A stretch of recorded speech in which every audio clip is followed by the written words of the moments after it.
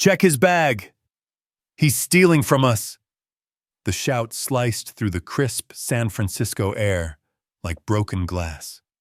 Guests at the Crescent Bay Hotel froze on the marble steps, eyes darting toward the sound. Hotel manager Claire Whitmore, dressed in red-fitted dress, stood with her finger pointed at a man just stepping out of a cab. A tall, calm black man in a white shirt, black pants, holding a small carry-on. Marcus Reed didn't move. His expression didn't crack. But the crowd could feel it, the tension crawling between them. Claire's voice rang out, sharp and certain. "This hotel doesn't tolerate thieves. Hand over your bag, or I'll call security." A murmur spread. Someone whispered, "Did he even go inside yet?"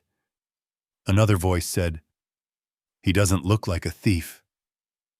Marcus met Claire's glare with quiet steel.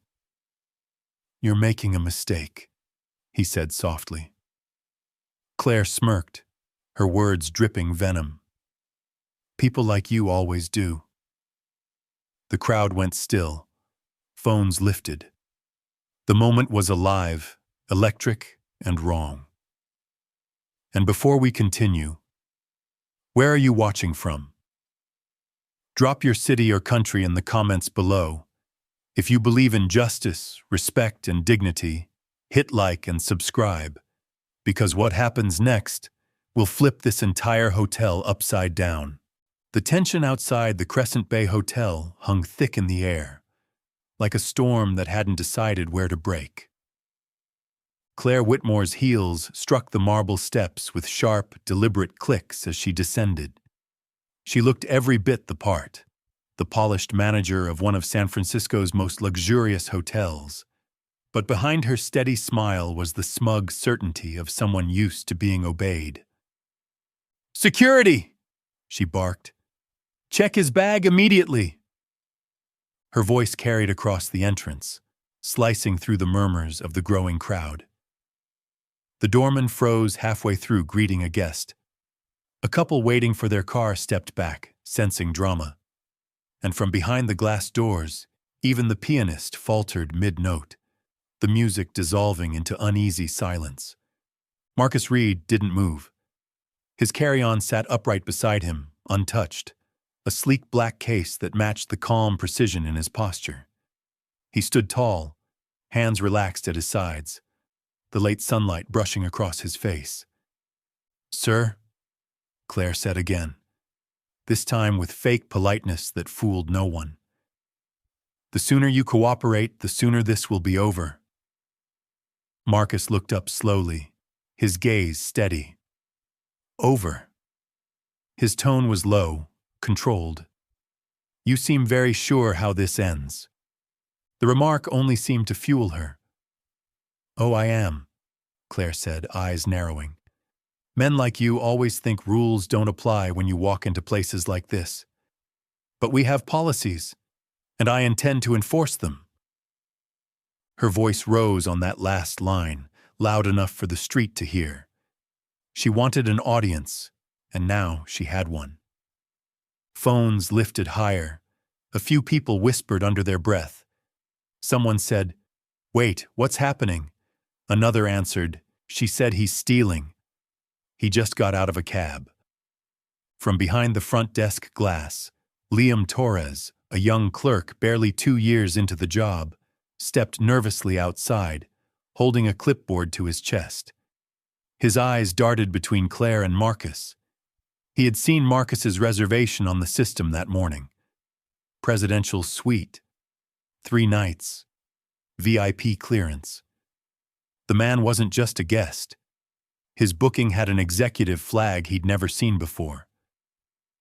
"Ms. Whitmore?" Liam began cautiously.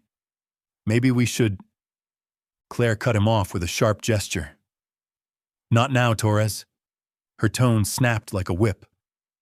"We follow procedure."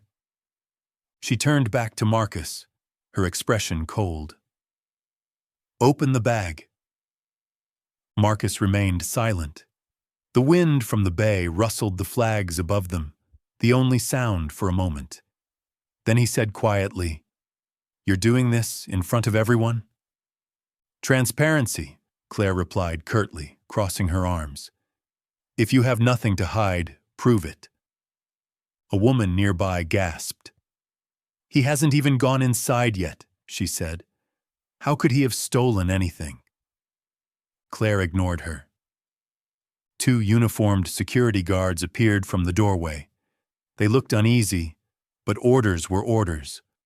One of them stepped forward, reaching toward the zipper of Marcus's carry-on. Marcus didn't step back, didn't raise a hand. His calm was unnerving, not the calm of fear, but of control. "Go ahead," he said quietly. "Finish what you need to." The guard hesitated. Something about the man's composure made it hard to proceed. It was as if Marcus wasn't the one being accused. It was as if he was watching someone else fail a test. Behind the crowd, Tessa Monroe, a travel vlogger with her phone streaming live, spoke to her camera in a low, steady tone. "I've been filming since it started," she whispered. "He just got out of a taxi." She accused him right on the street. This doesn't look right. Her live chat scrolled fast. She's racist. He's calm as hell. This is wild. Claire turned sharply toward her. "Turn that off. This is private property." Tessa didn't move. "Actually," she said, her voice trembling but firm, "this is the sidewalk." A soft murmur of approval rose from the onlookers. Claire's jaw tightened. She turned back to Marcus, her voice now trembling with anger disguised as authority. "Last warning, sir. Cooperate or I'll call the police." Marcus exhaled slowly, as if releasing the last of his patience. He reached into his pocket, not fast, not threateningly, and pulled out his phone. The movement was small, but it carried weight. Claire's eyes narrowed. "What do you think you're doing?" Marcus pressed a single button and lifted the phone to his ear. On the other end, a woman's voice answered instantly. Smooth, professional. "Ava." "This is Ava," she said. "Go ahead." Marcus's gaze stayed locked on Claire. "Activate Internal Protocol 1. A brief pause, then Ava's voice sharpened. "Confirmed. Protocol active. Recording, timestamping, and logging all interactions from this moment." The crowd shifted. The guards glanced at each other. The confidence in that tone, the kind of authority that didn't need to be loud, hit differently. Claire blinked, confused. "Protocol? What does that even mean?" Marcus didn't answer. He slipped his phone back into his pocket. That silence, deliberate, heavy, pressed down on everyone. Even the tourists stopped whispering. Tessa whispered into her camera, "Something's happening." He's not just some random guest. You can tell. Claire straightened her blazer, trying to reclaim the upper hand. "Cute trick," she said. "But it won't save you when the police arrive." Behind her, Liam swallowed hard. "Ma'am," he said again, more urgently now. Maybe there's been a misunderstanding." Claire spun on him. "Whose side are you on?" Liam froze. "I'm just saying, I saw his name in the system this morning." "Reed. Marcus Reed, presidential --." "Enough!" she snapped, cutting him off before he could finish. But it was too late. A few heads in the crowd turned toward Liam, curious. The young clerk lowered his eyes, guilt written across his face. Marcus finally spoke again, his voice low and precise. "You've made your decision already, haven't you?" Claire lifted her chin. I've seen this before. Fake bookings. Fake IDs. You think walking in with confidence makes you belong here? Not today. Her words echoed, sharp and ugly. A few people in the crowd muttered, shaking their heads. A man near the curb whispered, "That's profiling."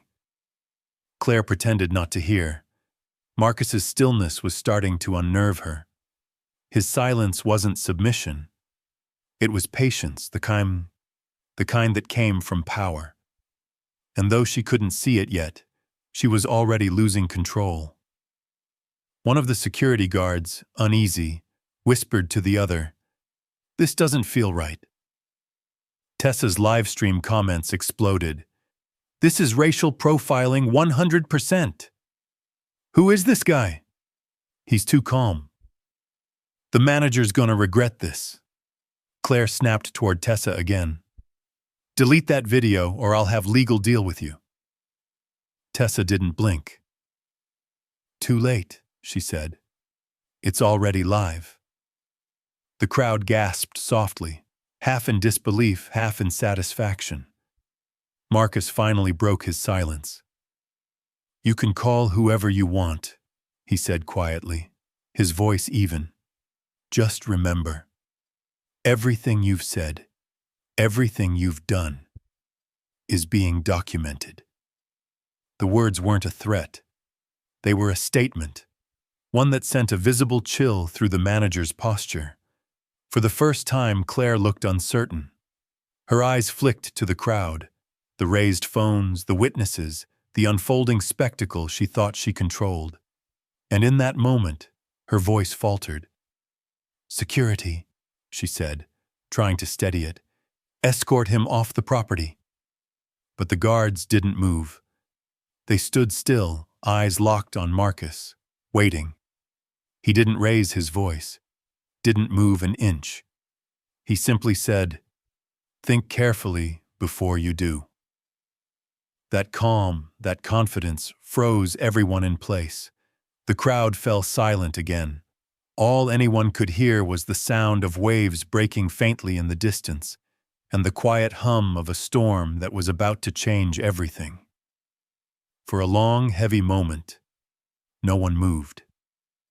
Claire Whitmore stood on the steps of the Crescent Bay Hotel, her jaw tight, her face red with fury and fear. Around her, guests and bystanders whispered, but she only saw one thing. Marcus Reed standing still, his calm like a mirror reflecting her own rage. "Security!"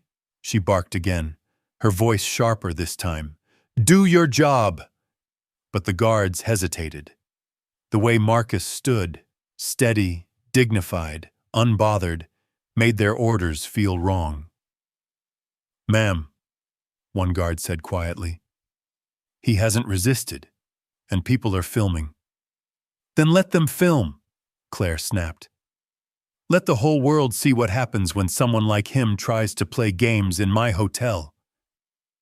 That phrase, "someone like him," hit the crowd like a slap.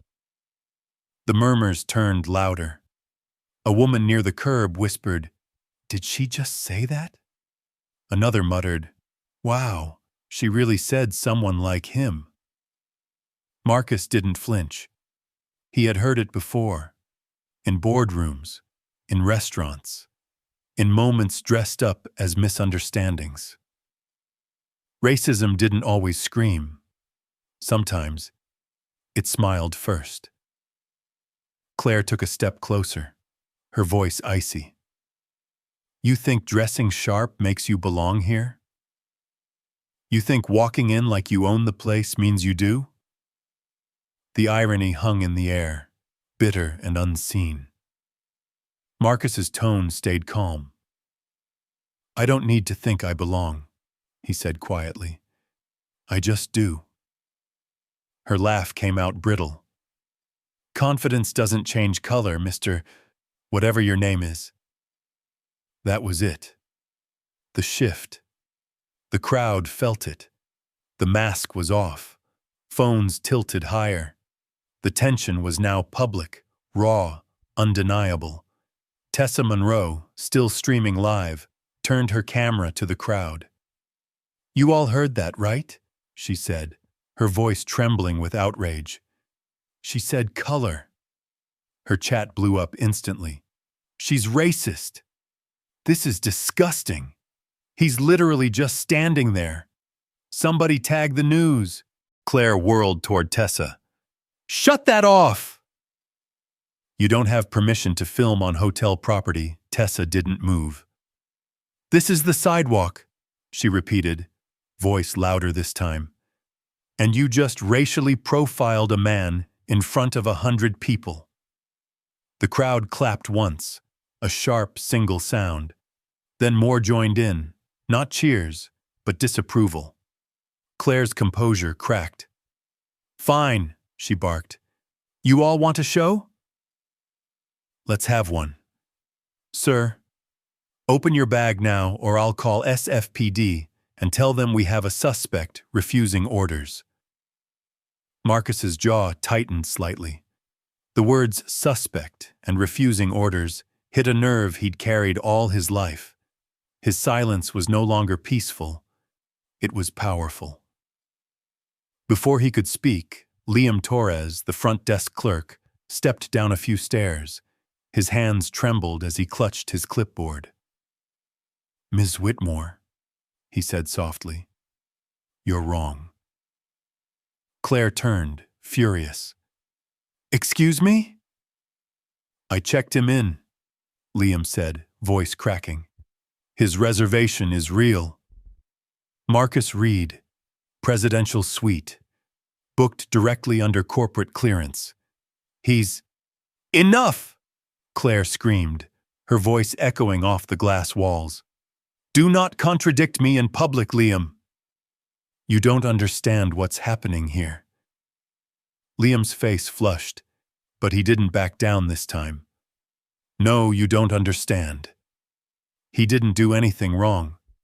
You saw a black man with a bag and decided he didn't belong here." The words hit like thunder. The crowd gasped, the quiet, collective sound of truth breaking through fear. Claire's face went pale, then red again, then pale once more. "How dare you!" she hissed. "You're fired!" "You can't fire me for telling the truth," Liam said. His voice shook, but the crowd's murmurs gave him courage. Not with all these people watching. Phones were everywhere now. 20, maybe 30, all recording. Every angle, every word.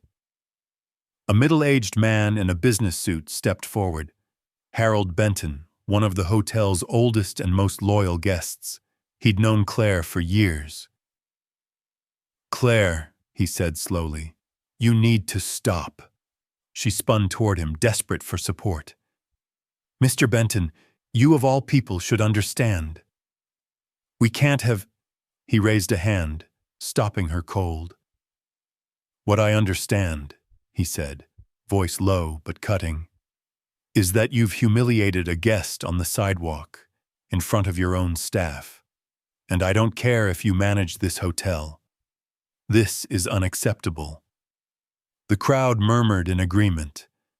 Claire blinked rapidly, her lip trembling.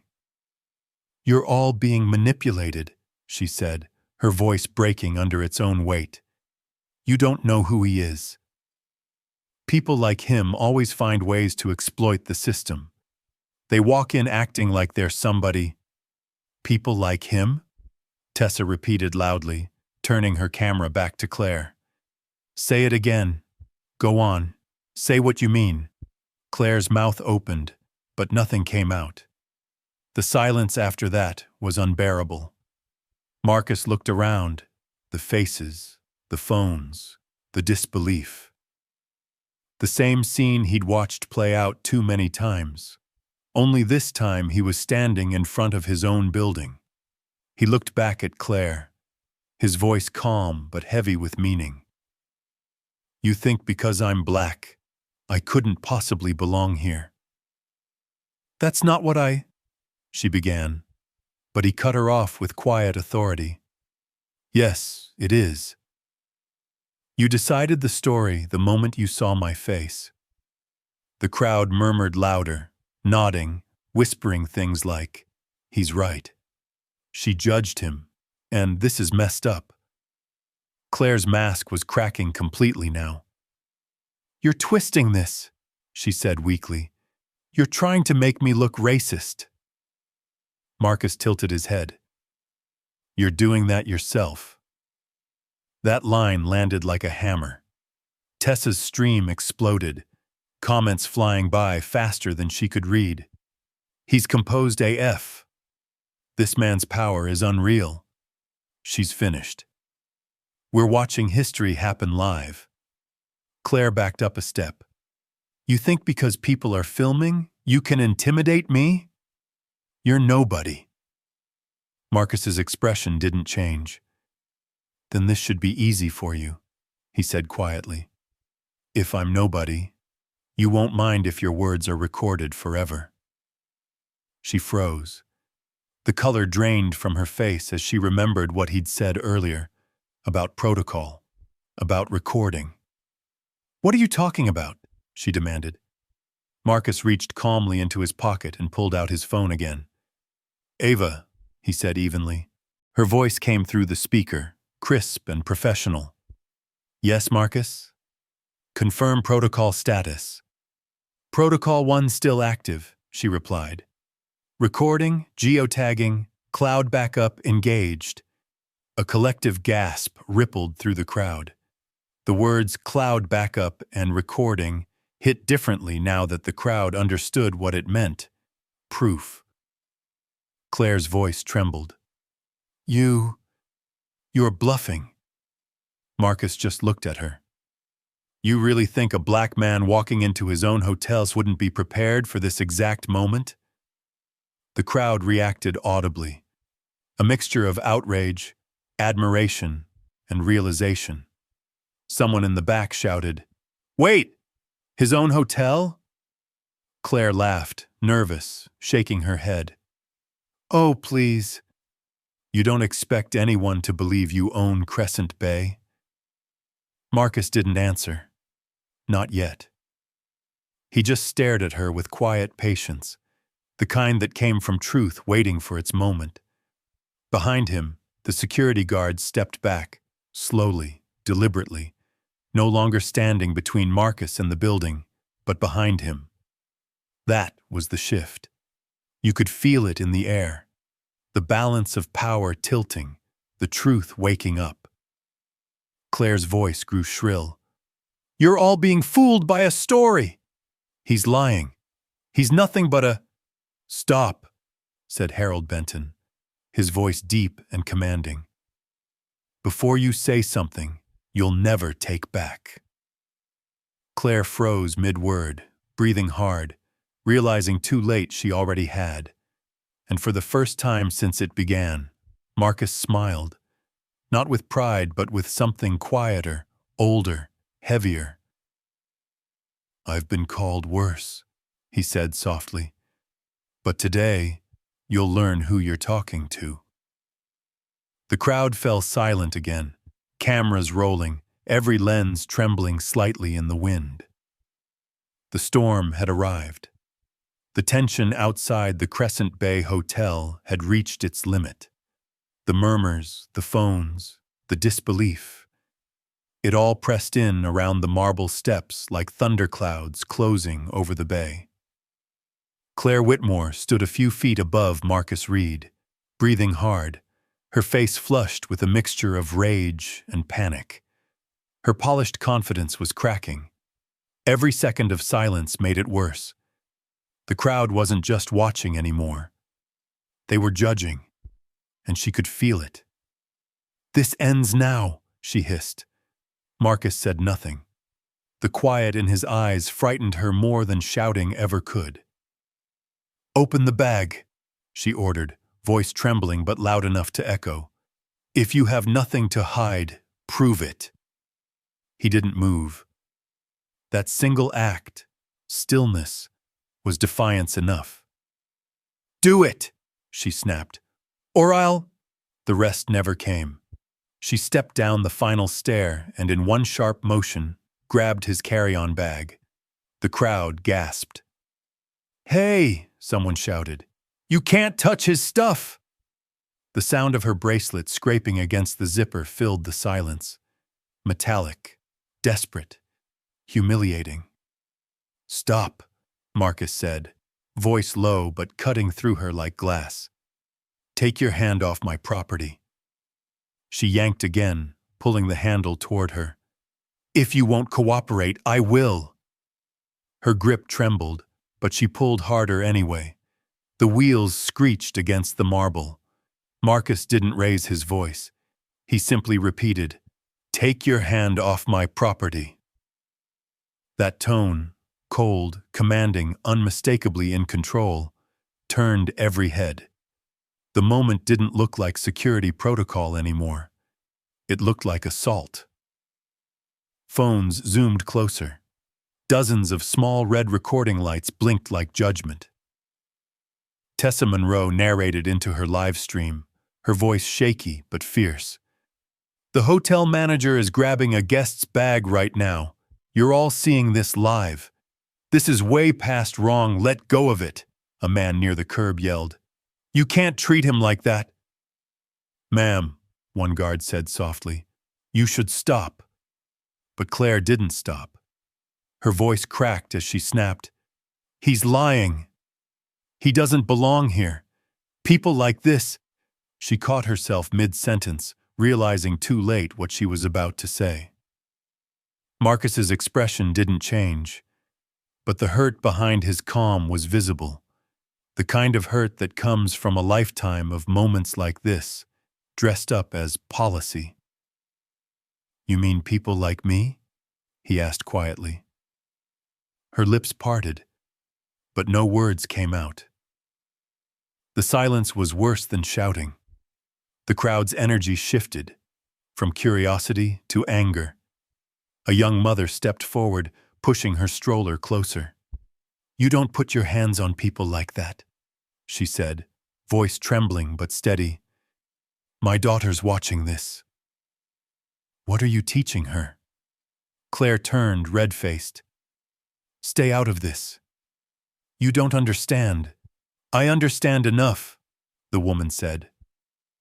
Behind her, Harold Benton moved closer, his voice calm but commanding. "Claire," he said evenly, "release that bag." She didn't listen. Her pride wouldn't let her. She yanked one last time, the veins in her wrist straining, her manicured hand white-knuckled on the handle. Marcus didn't pull back. He didn't need to. He just looked at her. The kind of look that stripped away every illusion of control. "Let go," he said again. And this time she did. The bag slipped from her grasp, hitting the marble with a dull, echoing thud. The sound was final.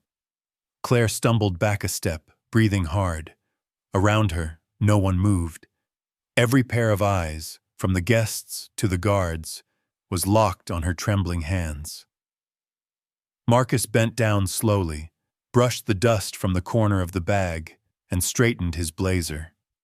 His movements were calm, deliberate, regal even. He didn't need to win. The moment had already chosen its victor. Tessa whispered to her phone, "This woman just lost everything, and she doesn't even know it yet." Claire tried to regain control, forcing her voice into something resembling authority. "All of you think you've seen the truth?" she said, her voice cracking. "You've seen nothing. When the police arrive, they'll see I was right." But the words no longer carried weight. They fell flat, brittle. The guards stepped back. Liam Torres looked at her with quiet disbelief. "Ms. Whitmore," he said softly, "you need to stop. You're making it worse." "Don't tell me what to do," she shouted. "You have no idea who you're defending." Liam took a small step toward Marcus, not toward her. "Actually," he said, "I think I do." That one move, That single step broke her last illusion of authority. Claire looked around wildly, as if searching for someone, anyone, still on her side. But all she saw were faces, strangers, employees, guests, and the cold glass facade of the hotel on behind them reflecting her rage back at her. The crowd wasn't whispering anymore. They were openly speaking now. This is discrimination. She crossed the line. She touched him. That's assault. She should lose her job for that. The whispers turned into judgment, and judgment into reality. Marcus lifted his head. The light from the bay glinted off his face, calm but resolute. "Are you finished?" he asked. Claire's voice came out smaller than before. "This isn't over." "It's been over," Marcus said. He lifted his phone again. "Ava," he said clearly, the crowd able to hear every syllable. "Confirm incident documentation." Ava's voice came through the speaker, firm and clear. "All recordings and witness footage mirrored to secure server. Time, date, and location logged." Claire's eyes went wide. "What are you doing?" Marcus's voice was calm. "Protecting the truth." Her laugh came out nervous, hollow. "You think making a few phone calls makes you powerful?" He took one slow step forward, not threatening, but commanding. The crowd parted instinctively. "No," he said softly. "It just makes me ready." The moment froze. Claire on the bottom step, trembling. Marcus above her, silent but dominant, framed by the glass doors of the hotel he hadn't yet entered. For the first time, she looked small. Desperation crept into her voice. "Who even are you?" Marcus didn't answer right away. The question hung in the air like a fuse waiting for fire. He looked past her, at the people watching, the phones recording, the strangers who had seen too many versions of this story before. Then, finally, he met her eyes. "You want to know who I am?" he said quietly. He reached into his blazer, pulling out a slim, matte black wallet. Inside, a metal card gleamed beneath the sunlight, sleek, heavy, embossed with a gold insignia. He held it up between them, not yet revealing what it meant. Tessa zoomed in from the crowd, whispering into her mic, "What is that?" "That looks official."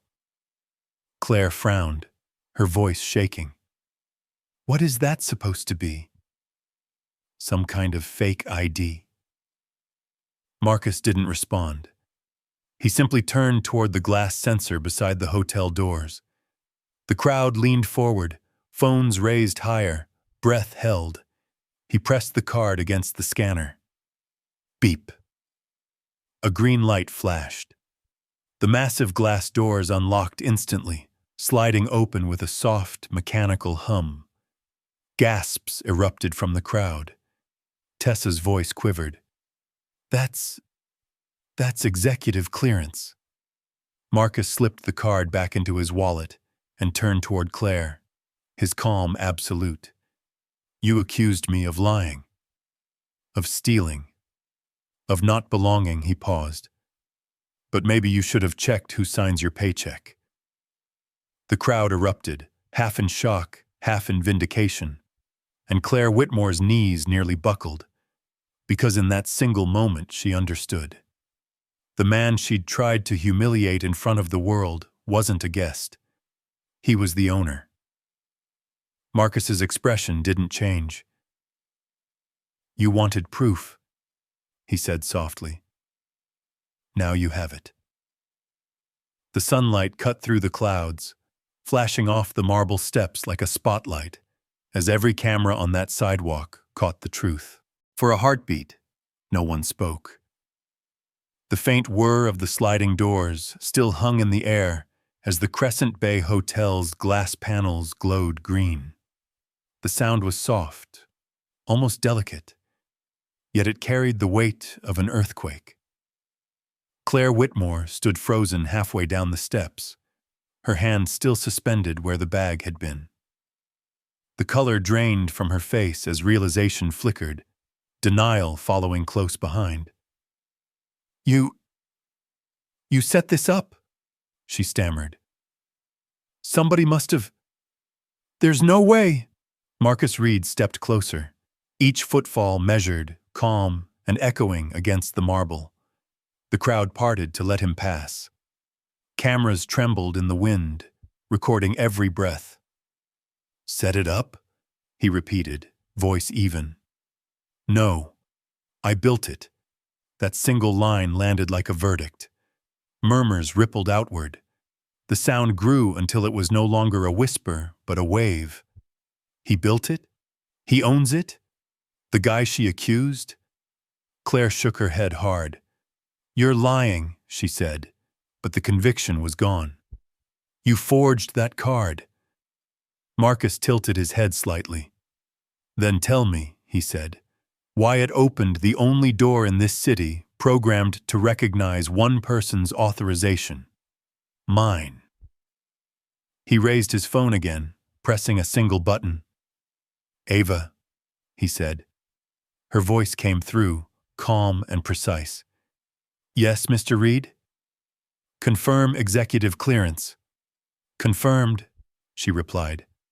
Marcus Reed, CEO and principal owner of Crescent Bay Holdings, parent company of the Crescent Bay Hotel. The crowd reacted instantly, a swell of disbelief, followed by cheers and gasps. Tessa Monroe nearly dropped her phone. Oh my God, she whispered to her live stream. She accused her own boss of theft, in front of everyone. Claire blinked rapidly, her mouth opening and closing like she was searching for oxygen. This can't be right! You can't just walk in here and… Marcus's tone hardened, the faintest edge of disappointment cutting through his calm. Claire, you didn't just walk into a mistake. You ran into it. You assumed. You acted on bias, not evidence. And you did it in the name of this company, my company. Every word fell like a gavel strike. Behind her, the guards straightened. Liam Torres stepped forward, chest rising and falling. Relief mingled with awe. I told her your booking was real, he said quietly. Marcus nodded. You did the right thing, Liam. That matters. The young clerk's shoulders dropped, the tension leaving his body. Claire tried again, voice thin. Sir, I was protecting the property. No, Marcus interrupted, calm but cutting. You were protecting your assumptions. You looked at me and decided who I was before I ever spoke. He glanced toward the crowd, then back at her. That's not security. That's prejudice disguised as protocol. The bystanders murmured in agreement. The young mother with the stroller clutched her daughter's hand tighter. Harold Benton folded his arms, watching quietly. Mr. Reed, he said finally, his deep voice carrying over the noise. I've stayed in this hotel for 15 years. I've never seen leadership like what I just saw out here. You handled this with more dignity than most of us deserve. Marcus nodded respectfully. Thank you, Mr. Benton. But dignity shouldn't have to be tested to be proven. Claire swallowed hard. Please, she whispered, don't do this here. Not in front of everyone, Marcus's eyes softened, but his tone stayed firm. Here is exactly where this lesson belongs, because it didn't happen behind closed doors. It happened out here, in the open. He turned slightly, speaking not just to her, but to the phones, the crowd, the world that would soon replay this moment. Too often, stories like this end quietly. The person targeted leaves, the crowd forgets, the system resets itself. His gaze swept across the faces. Not this time. He lifted his phone again. Ava, confirm personnel record. Confirmed, she replied. Would you like to proceed with administrative action? Marcus exhaled slowly. Effective immediately. Suspend Claire Whitmore, pending investigation for misconduct and discrimination. Gasps erupted. Claire staggered back a step. You can't. I can, Marcus said, and I just did. Ava's voice echoed through the speaker. Action logged. Whitmore access revoked. Corporate security has been notified. Right on cue, Claire's smartwatch vibrated. The screen flashed red. Access denied. The sound of the crowd's reaction rose like surf, a mixture of applause, disbelief, and something else, a collective sense of justice unfolding in real time. Claire looked around wildly. Please, Mr. Reed, I was only trying to uphold standards. You forgot the most important one, he said. Human decency. She opened her mouth, but no words came out. The applause grew louder. Marcus turned to Liam. Escort Miss Whitmore inside. HR will meet her. Make sure she's treated respectfully. No one here needs more humiliation today. That last line softened the air. The message was clear. Accountability didn't have to mean cruelty. As Liam guided Claire toward the doors, the crowd parted again. Phones lowered. Even the vlogger paused her commentary. Harold Benton stepped closer to Marcus. You could have ruined her completely out here, he said. But you didn't. Marcus looked out toward the bay, sunlight reflecting in his eyes. Ruin isn't justice, he said. Understanding is. He faced the crowd again. I know some of you came here for a story, but I hope you leave with a question. What would you have done if no one had pulled out a phone? The crowd went quiet. Tessa swallowed, lowering her camera slightly. Sir, she said softly, can I keep this video up? Marcus gave a faint smile. You already did. Just make sure it's not about humiliation. Make it about change. She nodded, tears stinging the corners of her eyes. I will. He reached for his bag, lifting it easily this time. The marble beneath his shoes gleamed in the sunlight. For the first time all day, he looked like what he truly was, a leader who didn't need to shout to be heard. As he walked toward the lobby, Harold called out, Mr. Reed, one last thing. Marcus turned. You handled that like a man who's been through it before. Marcus gave a small, knowing smile. That's the problem, Mr. Benton. Too many of us have.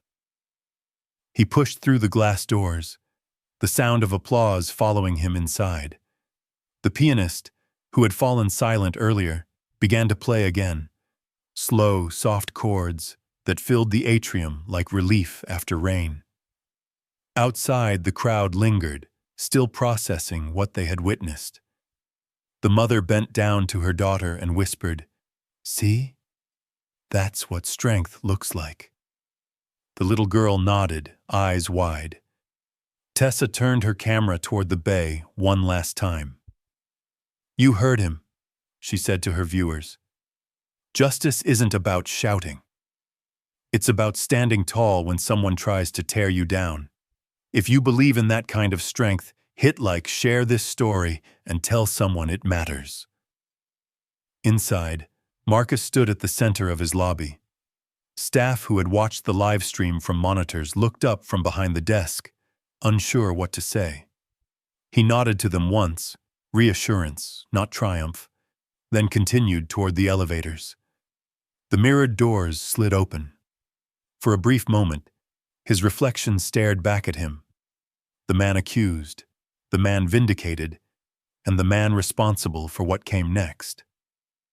He exhaled slowly and stepped inside. The doors closed, sealing the moment in glass and light. Inside the Crescent Bay Hotel, the noise of the street faded into a low, distant hum. Marcus Reed stepped out of the elevator onto the top floor, where the bay spread out beneath the floor-to-ceiling windows. The calm after chaos felt heavy, not peaceful. Ava's voice came softly through his earpiece. Incident report compiled, witness footage verified. Local news outlets have already picked up the stream. Marcus set his bag on a side table, staring out at the water. Let the story stand on its own. No statements yet. Yes, sir. He took a slow breath. Every part of him wanted to feel satisfaction. But it wasn't triumph he felt. It was fatigue. The kind that comes from fighting the same fight, again and again, wearing a different suit each time. Downstairs, the lobby had quieted. Guests whispered, staff peeked from the service corridors. Some looked embarrassed, others inspired. Marcus descended the staircase, jacket buttoned, his expression unreadable. Liam stood near the reception desk, still shaken. When he saw Marcus approach, he straightened. Mr. Reed, I just wanted to say thank you for backing me up. I thought I was going to lose my job. Marcus gave a faint smile.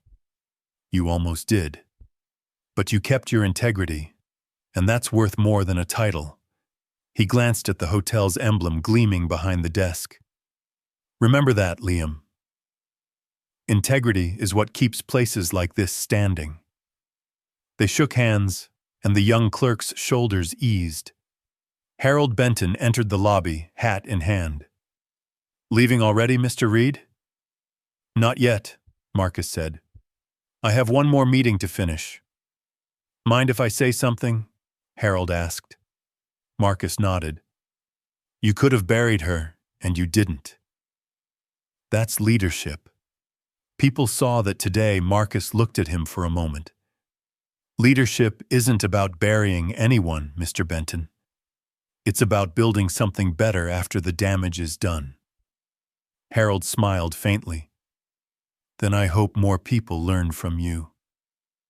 As Harold left, reporters began to gather outside the glass doors, flashes popping against the sunlight. Marcus walked to the threshold, but didn't step through. He raised a hand to the cameras, signaling for quiet. Before anyone asks for a statement, he said, his voice steady, I'll tell you what matters. The crowd fell silent, microphones angled toward him. Today wasn't about power. It wasn't about proving who owns what. It was about how easy it is to forget what respect looks like. I was judged by a glance, not by my actions. That's not new, but it should never be normal. He paused, letting the weight of the words settle. I'm not interested in revenge, he continued. I'm interested in reform. Every person who works for this company will complete diversity and ethics training starting tomorrow. Not because a video went viral, but because we can't call ourselves a luxury brand while failing to show basic humanity. Cameras clicked rapidly, flashes lighting his face. One more thing, Marcus said. The woman involved, Miss Whitmore, will receive a fair hearing. She'll answer for her actions, but she'll also have the opportunity to learn. Justice without learning just repeats itself. He lowered his hand. That's all. As he turned back toward the lobby, applause rose. Not thunderous, but sincere. Guests, staff, and onlookers joined in. It wasn't the sound of excitement. It was the sound of relief. Ava's voice returned in his earpiece. The clip has gone viral. Millions of views already, Marcus sighed. Let it. Maybe it'll start a conversation that doesn't end with me. He walked across the marble floor toward the grand piano. The pianist, an older man with kind eyes, hesitated. Marcus nodded. Play something hopeful. Soft chords filled the space, gentle, cleansing. The tension in the lobby melted with each note. Marcus took a seat on one of the leather benches and finally allowed himself to feel. The adrenaline, the restraint, the quiet anger. It all settled like dust after a storm. Liam approached again, hesitant. Sir, if you don't mind me asking, how do you stay that calm when people treat you like that? Marcus looked up at the chandeliers above them. Because anger burns fast, he said, but dignity lasts longer. If I lose that, they win twice. The young clerk nodded slowly, as if filing the lesson away. From the mezzanine balcony, Tessa Monroe filmed one final clip. Her voice was steady now, thoughtful. You've all seen what happened here today, she said to her viewers. A man refused to be defined by prejudice. A company found its conscience. And the rest of us, maybe we learned how to speak up sooner next time. She lowered her phone and smiled faintly. Outside, the bay glimmered in the afternoon sun. Ferries moved across the water, leaving silver trails behind them. Marcus rose and adjusted his cuffs. Ava, he said quietly, schedule a staff meeting for tomorrow morning. Everyone, security, management, front desk. Done, she replied. Topic? He looked toward the entrance where the last of the crowd was dispersing. Respect, he said. We'll start there. He stepped out into the sunlight. The wind carried the distant sound of applause from the street below, strangers still clapping, not for the drama they'd witnessed, but for the way it ended. Marcus smiled, just slightly. He turned toward the bay, the light reflecting in his eyes. Silence, he murmured, isn't weakness. It's the calm before truth speaks. He walked down the steps, disappearing into the city that had watched him reclaim his own story. If this story moved you, take a second to share it. Because respect isn't just a policy, it's a choice we make every day. Drop your city or country in the comments, hit like and subscribe for more stories that remind us, justice doesn't need noise, only courage.